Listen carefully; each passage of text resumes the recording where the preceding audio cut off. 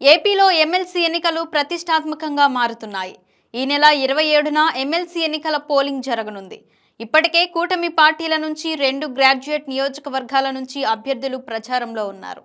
భారీ మెజార్టీతో అధికారంలోకి వచ్చిన కూటమి పార్టీలకు ఎన్నికల్లో గెలుపు సవాల్గా మారుతోంది. దీంతో చంద్రబాబు పదే పదే 3 పార్టీల నేతలకు ఎమ్మెల్సీ ఎన్నికల గెలుపు అవసరాన్ని వివరిస్తున్నారు. మరి గ్రౌండ్లో పరిస్థితి ఏంటి? కూటమి గెలిచేనా? ఏం జరుగుతోంది? ఏపీలో 2 గ్రాడ్యుయేట్, 1 ఉపాధ్యాయ ఎమ్మెల్సీ నియోజకవర్గాలకు పోలింగ్ జరగనుంది. కూటమి అధికారంలోకి వచ్చిన తర్వాత ప్రభుత్వం పైన గ్రాడ్యుయేట్ల మూడ్ ఏంటి అనేది ఈ ఎన్నికల ద్వారా స్పష్టత రానుంది. వైసీపీ అధికారంలో ఉన్న సమయంలో జరిగిన 2018లో జరిగిన గ్రాడ్యుయేట్ ఎన్నికల్లో టీడీపీ అభ్యర్థులు గెలుపొందారు. ఇప్పుడు 8 నెలల కూటమి పాలన పైన గ్రాడ్యుయేట్లు ఓట్ల ద్వారా తమ అభిప్రాయం స్పష్టం చేయనున్నారు.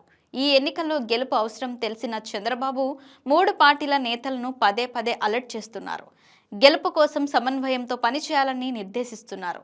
కూటమి ప్రభుత్వం అధికారంలోకి వచ్చిన తర్వాత ఉద్యోగ కల్పన, డిఎస్సి నిర్వహణ అమలుపైన ఎన్నికల సమయంలో హామీలిచ్చింది.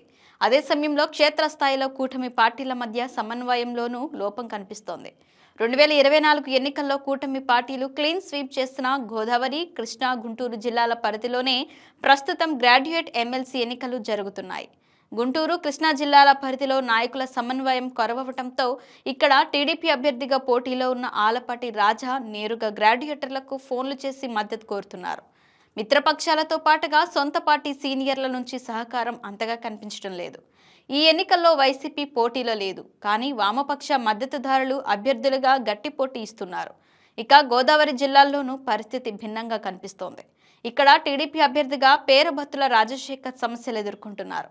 పేరబత్తులకు మాజీ ఎంపీ హర్షకుమార్ తనయుడితో పాటుగా ఇతరుల గెలుపు కోసం గట్టిగానే ప్రయత్నాలు చేస్తున్నారు. ఇక స్థానికంగా కూటమి నేతల మధ్య సమన్వయం లేమి ఉందనే అభిప్రాయం వ్యక్తమవుతోంది.